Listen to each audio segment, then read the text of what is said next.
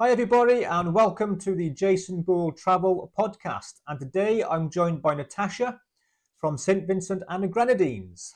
Hi Natasha, how are you doing? Hi, Jason. I'm perfect. And Excellent. yourself? Yeah, I'm good, thank you. I'm really good today. Fantastic. Thanks for joining us today, Natasha. Appreciate it. Could you tell us a little bit about yourself really and how you've got into the world of travel?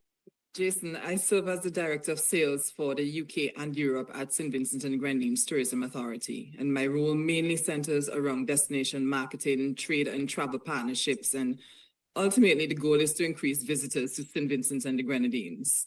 Tourism has always fascinated me, particularly its ability to change lives, not just for the visitors, but also for the locals. That's great. So tell us what you did in your early years with your career then. I started off my career in education. And at the time that I was looking to do my undergrad degree, I wanted to do something that incorporated education and something that was important to the economy of St. Vincent and the Grenadines. And consequently, at that point, tourism was a main point for developing the destination. And as a result of that, I got into tourism management, and now I am actually doing both, blending, basically training persons about St. Vincent and the Grenadines, and I absolutely love it. Oh, it's fantastic. That's cool. So you set out, you knew what you want to do from an early age. I would love to say so, but not necessarily. I fell into it. I was one of those persons who just knew that I loved my country and I wanted to do something positive to impact the overall development. That is what I knew. Yeah. Oh, that's cool. That's really cool. So what kind of got you to the tourism board then? What were you doing just before that kind of led into your tourism board job that you have now? I fell into it really because, as I said, I was in education, I was teaching teenagers. And at the time, I was looking for different scholarships. And one that caught my eye was a tourism management scholarship. And I thought, ooh, perfect. So it really fell into my lap, Yeah. serendipitous, so to speak. I did a little stint of teaching, not like a full time by any stretch, but one of my jobs I did just before I got into travel was a little bit of teaching. And I'd go into schools and I'd teach and do some exercises with them. And I never really wanted to because I wasn't the best pupil when I was in school. I was dreading it. I really wasn't looking forward to it at all. But I thoroughly enjoyed the work. I got to be honest. I completely take my hats off to everybody who gets in the classroom and does that job all the time, which is pretty tough. But yeah, it's very enjoyable. I absolutely love the time. So, what's a typical day look like for you working with the tourism industry, and what brings you the most joy in your job? The beauty of it, there are no 2 days that are alike. On any given day, I could be developing training courses for travel agents or crafting campaigns or attending trade or consumer shows. It's always diverse. Now, what I love most about my job is actually the feedback from the travel professionals as well as the travelers. I've often found that our destination is the type that once you go there, and then you fall in love. So persons often tell me, I had no idea SVG was so stunning. I had no idea SVG was such a relatable place. And that's what I love most about doing my job. Yeah, cool. I was actually working with somebody from St. Vincent a few years ago on board a ship with him for a whole year. He was a cool guy. He's really good. For listeners who haven't or not very familiar with St. Vincent and Grenadines, give us your main sales point and what you really love about the place and what they need to know.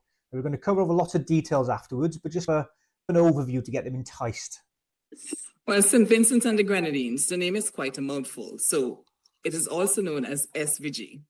And it is the Caribbean that you're looking for. And you might ask, what's the Caribbean you're looking for? Think of the Caribbean 50 years ago when life was still very much laid back and relatable. And that's St. Vincent and the Grenadines. We are 32 islands and keys, 9 of which are inhabited. And we're still very much largely untouched by mass tourism. Now, authenticity still reigns in St. Vincent and the Grenadines. And that's one of the things that I absolutely love about us. Here, nature leads. Think rainforests, waterfalls, black and white sand beaches, pristine coral reefs. And think of all of that, and you get a place where you can connect the environment. And for me, St. Vincent is still very much unspoiled, unscripted, and still very much easy for you to reconnect and not so easy for you to forget. It sounds beautiful, but what's the vibe of the destination? Because you think about Caribbean as being foodie places, dancey places, all these other things. Kind of what's kind of unique about St. Vincent and Grenadines then on that respect? In a nutshell, I would say that St. Vincent and the Grenadines offer a diversity in a very small place. And to go into more details, each island offers something different. There is a different vibe on each island. So, for example, St. Vincent, the largest of all the islands, is the ecological heart of the destination. Think Jurassic Park. That's the topography of St. Vincent. Quite wild, quite lush. It has an active volcano. 70% of St. Vincent is still very much forested. It has over 140 waterfalls throughout that particular island. Now, the next destination in St. Vincent and the Grenadines is Bequia. So that's the next inhabited island. And Bequia is the marine center of the destination. In fact, the largest hand-built wooden boat in the Caribbean, the West Indies, that is, was built on Bequia. Bequia is the absolute easiest place for you to just have a conversation with a stranger at many local bars and restaurants. It's just that type of vibe. And then we have Mustique. So Mustique is a hideaway for the wealthy, the rich and famous, and they go there just to be at one with nature. It's a place where no paparazzis are allowed, and it's a place where they get to experience barefoot luxury. Then we have Canawan. Canawan is our up-and-coming jet-setter destination, where persons who are ultra wealthy tend to go, but don't be fooled. It is very much unpretentious, and it has a beautiful, small knitted community where persons can just interact with each other on a very real level. And then we have Union Island, which is the southern hub of St. Vincent and the Grenadines. This is where a lot of sailors go to rejuvenate, to get their provisioning, and it's also the gateway to some of the best kiteboarded in the Caribbean. Then we have Mairo. Mairo is absolutely stunning, and it's also one of the places in the destination where it's a remote community of less than 300 persons. And my favorite place to escape the hustle and bustle of St. Vincent, if we could say St. Vincent has a hustle and bustle. And we also have 3 island resorts that are perfect for intimate family get-together or an intimate couple get-together. For example, Young Island, it's a nature reserve, and that's just a stone throw away from St. Vincent. Then we have Palm Island, which is all-inclusive, adult, absolute paradise. And then we have PT St. Vincent, or PSV, which is intimate, family-oriented, and just barefoot luxury as well. I can see you closing your eyes there. Is that where you've been bringing back memories for you, isn't it? Totally. Totally. I have so many favorites in St. Vincent and the Grenadines, and all for different occasions. When I want to escape my family on St. Vincent, I go to Mairo. When I want to feel posh, I go to Mustique or even Canawan. And when I want to just have that special moment with my significant other, it's usually PSB. Yeah. Can you island hop quite easily? Can you get around them? Oh, yes. St. Vincent and the Grenadines is an island hopping dream because there are many different types of connections. St. Vincent itself has an international airport, the Argyle International Airport, and each of the main island has an airport. So Mustique and Canawan, remember I told you lots of rich and famous people come to these islands. So they have a jet port, and Bequia and Union Island have smaller airports. So it's quite easy for flying, whether it's chartered or scheduled flying. However, locals, to do it like the locals, you have to use the ferry. We have more water territory than land, so we're quite comfortable on water, and there are ferries connecting each of the major islands. In fact, we have what we call the regular ferry, which usually takes about, from the furthest islands, it usually takes about 3 hours. And then we have fast ferries, which also connect all of the islands and cut the journey about 40 to 50%. Fantastic. So St. Vincent made the headlines not that long ago with the volcano eruption. Kind of how has that affected island life there? Was it a large eruption? Was it something you didn't really notice? Oh, that eruption was unexpected, at least for me. I was on island when it took place, and I didn't expect that in my lifetime I would have had an eruption. So it was quite terrifying as well as pleasant at the same time, if you could say that. As islanders who live with a volcano, we are accustomed to the beauty and splendor and, of course, the respect that you give to such force of nature. And when it took place, when the volcano erupted, we were ready because it's one of the most monitored volcanoes in the Caribbean as well. And it was a test in our skill to get everybody to the right places. So persons were easily evacuated. And right now, I could say we are open for business. We are pretty much recovered for the most part from that 2021 eruption, and the place is in bloom. One of the best things about the volcano is that it actually fertilizes the soil. So St. Vincent, I told you that St. Vincent is reminiscent of the Jurassic Park topography, and that volcano is actually responsible for that. It fertilizes the soil. So whenever we have a volcano eruption, within a year or so, you have a bumper crop season because of that fertility, that extra boosted fertility. So is there anything that travelers should know about the volcano, or any kind of impact on travel, where you do or don't go? There is nothing significant in terms of negativity. St. Vincent and the Grenadines is open for business. And the volcano, as I mentioned, is heavily monitored. So whenever there is any activity to note, we will always know well beforehand. In fact, the volcano is one of the most exciting things to do on island. I've hiked that volcano 10 times myself, and I think I have another 10 times to go. So I would always encourage visitors, if you're coming to St. Vincent and the Grenadines and you love an adventure, please use the volcano as your next challenge. It is one of the best things to do on the island. And on a clear day, you can actually see St. Lucia, which is just 70 miles away from St. Vincent. Oh, wow. Quite a spectacular view at the top. Yeah, I bet. Wow. But moving on to travel tips now, insider insights they're going to have for people. What's the best time of year to visit? And are there any kind of seasonal events or festivals that people should plan around their trip? We're a destination that's open all year round. However, our peak season tends to be between December and April. And I would advise visitors to travel based on different activities that are in sync with what you like. For example, Christmas in St. Vincent and the Grenadines is a fabulous time, absolutely fabulous time. And we have one of the most unique traditions in the destination. It's called 9 mornings. So 9 mornings before Christmas, that's from the 16th of December to the 24th of December, we get up in our different villages and we come out as early as 4 a.m. to either do sea bathing or caroling or bicycle riding. It's a community event or just lighthearted competition. And we just enjoy that. It's born out of religious or spiritual sentimentality as well. So that's a big part of it. And I would advise anybody coming to the destination to please do so at that time to experience that. That sounds brilliant. That sounds cool. I've not heard of that before. Oh yes, 9 mornings. We also have 9 nights of light that takes place in our Botanic Gardens, which is the oldest in the Western Hemisphere. So you can twin that with the 9 mornings as well. Another major draw within our destination is our carnival.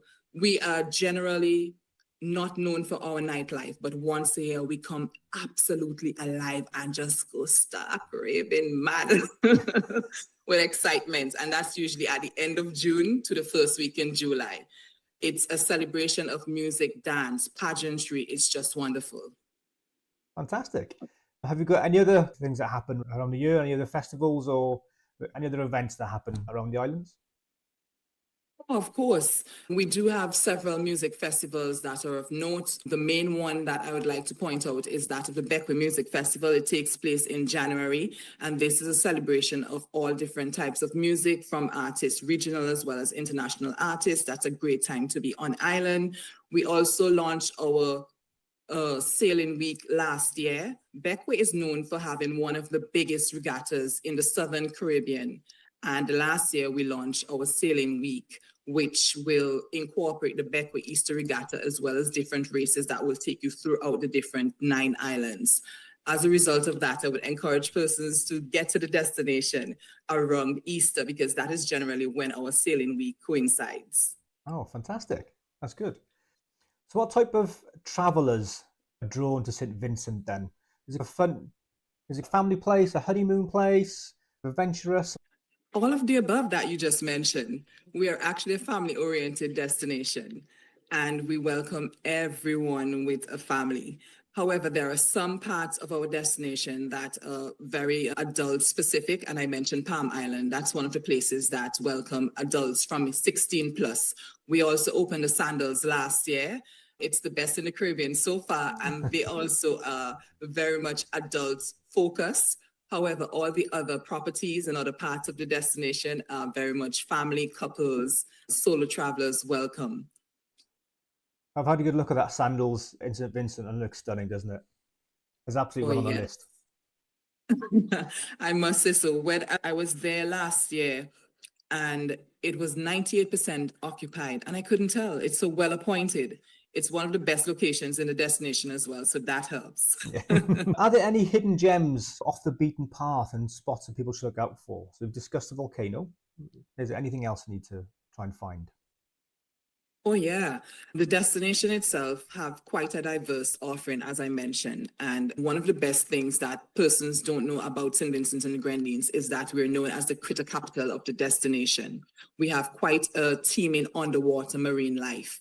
So for persons who love the water, come and discover the critter capital of the Caribbean.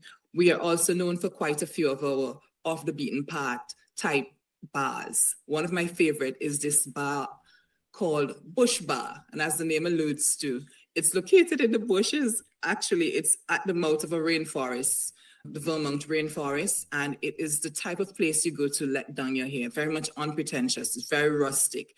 And it is great for persons who love vegan food as well as natural juices. Brilliant. Cool. Is there anything else to go and see and do? Of course, besides numerous bars, I must mention that when you come to St. Vincent and the Grenadines, be prepared. We produce one of the strongest tasting rums in the world, but our strong rum is a notch above the others. It is a world award winning rum with absolutely fantastic notes of flavors. It's not the usual strong rum, but beware though, it's a creeper. I would say that once you're in St. Vincent and the Grenadines, try a rum punch, whether it's passion fruit or a general fruit punch. And please try not to have too many because it's the type of thing where once you have one, you'd want to have another one because you'd be like, oh, this doesn't have enough rum inside of it. But we warn you, it's called Sunset Very Strong Rum. When you do drink enough of this, you will see the sunset. Now, I think I may have had. Do people make this at home? No, they can't make that at home. There's a secret recipe. What you may have had is the moonshine. That's deadlier. Yeah. For the friend I was on board ship with, I got a bottle from him. And yeah, it was potent stuff. I just found it on a shelf, like the last quarter bit of it left the other week, and just went through it again. It was really strong. It was potent stuff. What are some of your favorite local dishes? There are so many, but right off the top of my head, in fact, this morning I was actually craving it, kalu soup. Now, our kalu is actually the leaves of the taro or dasheen, and it's quite delicate, and we make an excellent soup from that. If you get it from a home in St. Vincent and the Grenadines, it will consist of blended kalu as well as various grung provision and usually some sort of a meat. However, it's also used as a street food. And when it's done with the street food, it's usually just a blended kalu with some small dumplings and some tripe or something like that. And it's absolutely delicious. So it's one of the must have when you're in St. Vincent and the Grenadines. Kalu soup. Don't forget it. Is that a soup? As in, Yes. yeah, liquid soup. Oh, awesome. All right, okay. We're going to move on now to sustainability and culture and look at what St. Vincent and Grenadines are doing there. So you probably hear you're obviously based in the UK and you'll hear lots about European over-tourism and things. What's St. Vincent doing for over-tourism, but also just general sustainability? From our perspective, we are not going after the mass tourism market. We are quite niche, and our main niches include, of course, romance, diving, and snorkeling, as well as sailing and yachting and eco adventures. So that's one of the things that we've done as well. We have also realized that a lot of our tourism products are natural based, and it's important for us to protect it. And there are different marine zones throughout the destinations that are protected. For example, our Tobago Cays Marine Park, that is only marine park at present, and it's a preserve where persons are not allowed to fish and disturb the natural wildlife or biodiversity as well. Is that a big diving hotspot? Oh, it is. Diving and snorkeling. It's one of the favorite places to actually snorkel with turtles in the wild. Oh, wow. That's brilliant. So what roles the local culture and like community plays within the visitor's experience when they come and see you? A lot of our products, as I mentioned, are adventure based, and many of our parks are actually run by local communities. So that's one of the things that we have done as well. So every park that you would visit within the destination is run by locals within the community. For example, the Tobago Cays Marine Park is run by locals. Darkview Waterfalls, which is another very popular site in the destination, is managed by locals within the community. So whenever you visit a site within St. Vincent and the Grenadines, you are interacting with locals who actively manage the day-to-day these various sites. So in St. Vincent and the Grenadines, the experience is crafted by the locals themselves, and the management of it is by the locals themselves. So that's very important for us. It's important for the entire economy to feel that impact of the tourism dollar. So from top to bottom, you would get locals being involved in all parts of the tourism product and experiences. That's brilliant. Good. Pirates of the Caribbean was famously filmed in St. Vincent. How did it change things? And are there still recognizable filming locations around? Certainly. In fact, in the backdrop is the Tobago Cays Marine Park. And that was one of the prime locations for Pirates of the Caribbean. There's this particular scene where Johnny Depp was on a deserted island and he had a rum barrel bonfire. It was actually on one of our islands in the Tobago Cays Marine Park. And many persons come to the destination because of that. Pirates of the Caribbean helped put us on the map, so to speak. There are other places like Wallaby Bay, where there was actually a tongue in Pirates of the Caribbean, and remnants of that set is still there. So persons go there to take their pictures and, of course, hear the stories from the locals about the time when Johnny Depp and his castmates were there. It's still very much a part of what makes St. Vincent and the Grenadines special. They're brilliant films. I love the whole series. I was looking earlier at the photo behind you and can see the colours in it, and you can really see it, can't you? It can remind you of the film a lot. Yeah. Planning now and practicality. For most people on their way who want to travel to the islands, how do they get there from the UK and what's the routes around? The easiest part to St. Vincent and Grenadines is via Virgin Atlantic's flight 3 times weekly, and that takes you from Heathrow to Argyle International Airport. However, there's a touchdown in Barbados, but you don't stay very long unless you're twinning. Is that the only route? Is it just Heathrow? From the UK, yes, it is. Yeah. However, there are direct flights from various parts of the world for persons, again, who may want to twin. We have direct flights from Toronto, from New York, JFK, and from Miami as well. And at the end of this year, 2025, we'll have direct flights out of Atlanta as well. In the Caribbean, if you're twinning, there are various hubs that's great for getting to St. Vincent and the Grenadines as well. And that would be Barbados. That's the best hub for the Eastern Caribbean, as well as St. Lucia. Okay. Looking for things that people can do. So we've said the kind of natural things they go and do. They can go up the volcano and have a look at those zones. Are there any kind of unique experiences that they're not going to find anywhere else in the Caribbean? I would say the top one would be the top unique experience for me. And again, I am biased and it's very personal, would be where else in the Caribbean are you able to hike an active volcano and actually descend into it? There's nowhere else in the Caribbean. Yeah. A heavily monitored active volcano. That's one of the top spots. Also, where else in the Caribbean are you going to find the diversity that's in a small space like St. Vincent and the Grenadines? Many of our Caribbean neighbors have the beautiful sand, sea, sun, and turquoise waters that you see behind me. And quite a few of them also have that lush topography that is reminiscent of Jurassic Park, but not many.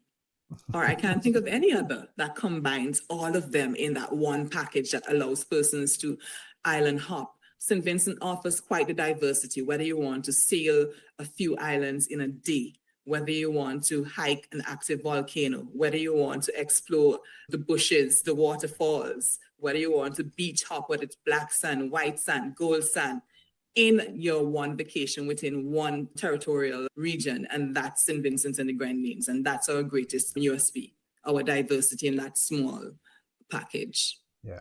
Sailing is one of those things on my list at the moment, so building up to it, doing qualifications, and I just can't wait to get out and start sailing around. And the Caribbean is on my first hit list where I want to get around and sail around and see them all, because I can think of nothing better, just visiting all those islands, all the islands in their own space and time, and just taking it all in. Okay, can't wait. And finally, give one piece of advice to somebody who's considering a trip to St. Vincent Grenadines. What would it be? You must feel the destination. If you're coming to St. Vincent and the Grenadines, you absolutely need to do at least 2 islands. I always advise that for first-time visitors, do St. Vincent and Bequia. Why? They're the easiest to twin, only 9 miles apart, and you have easy access to each from the other. So make sure you island hop when you're in St. Vincent and the Grenadines to feel the true essence of the destination. That's brilliant. We're the type of destination that facilitates traveling outside of your desired accommodation. So I would always encourage visitors to get out of their accommodation, whether it's their hotel or resorts, experience local life, whether it's taking a ferry from one island to the other, whether it's chatting with a local at the local market, or just enjoying the scenery. Get out of your resort, enjoy St. Vincent and Grenadines with the locals. One of the things that you notice when you arrive in St. Vincent and Grenadines is how easy and free you feel. That's why I'm encouraging persons to get out and explore the destination, regardless of wherever you're staying. It is quite safe for travelers, for visitors, and for locals as well. So again, get out of whatever resort or hotel you're staying, explore the islands. You're quite safe to do that. Okay, excellent. Good news. Natasha, thanks for joining us today. I really appreciate your time, and you've given us a lot of really good insight on the island. There's kind of lots of things that come out there that I didn't know about. And I always love doing these deep dive talks with people who are the specialists, the absolute specialists of the locations, because they bring so many more details you can ever find in a book or find anywhere else, really. Jason, let me also thank you for having me on. I do appreciate when we have these opportunities to have a bit more discussion about St. Vincent and the Grenadines and the wider Caribbean as a whole. And let me take this opportunity to also encourage visitors to utilize travel agents to get that insight that they wouldn't have for themselves. It's quite important to have persons like yourself who also know how to get in touch with the various island experts who can craft these unique itineraries, these once-in-a-lifetime experiences for persons who definitely need it after these hard working days. Thank you very much for joining us, Natasha. It's been brilliant. I appreciate having you here. I hope to catch up with you again soon. All right. Thank you, Jason. Bye.